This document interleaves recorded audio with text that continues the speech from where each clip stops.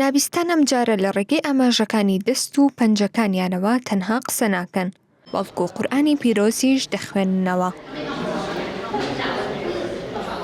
ئالی تەمەن 14 ساڵ لە ڕێگەی ئاماژەکانیەوە باسی دڵخۆشی خۆی دەکات کە بۆ یەکەم جار دەتوانێت لە ڕێگەی ئاماژەوە قورئانی پیرۆز بخوێنێتەوە.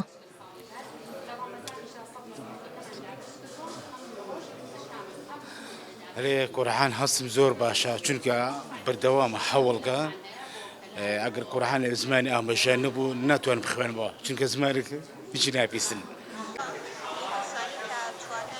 لە ڕۆژی جیهانی نابستان لە هەرێمی کوردستان بۆ یەکەم جار لە جیهاندا نابستانیش دەتوانن قورئانی پیرۆز بخوێننەوە کە لەلایەن مامۆستای زەرین حامیدەوە وەرگێڕدراوەتە سەر زمانی ئاماژە.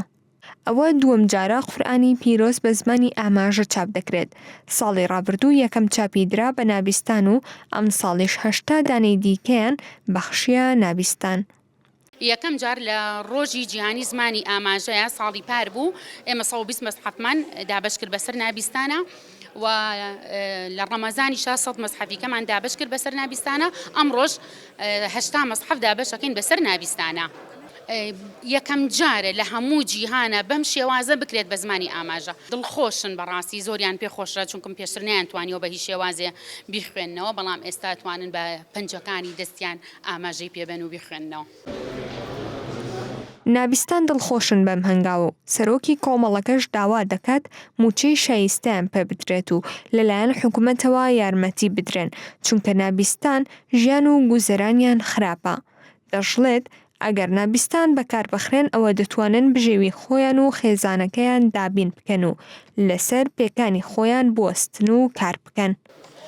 هەموو خاوەن پێداویستێ تایبەتەکان بەناوی هەموو خاوەن پێداویستێ تایبەتەکانەوە پەیامی هەیە کە موچەکانیان زیاد بکرێ و پەیامێکی کەشی هەیە کە ئەو خاوەن پێداویستیانەی موچیان بۆ نەبەستراوە موچیان بۆ بەسرێت.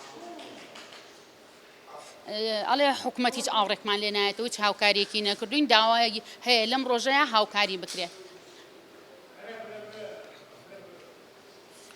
داواکاریەوەی کە کارگەی تایبەت بکرێتەوە بۆ خاوەن پێداویستی تایبەت تا بتوانن لەسەر پێیان خۆیان بوەستن و ئیشی تیا بکەن.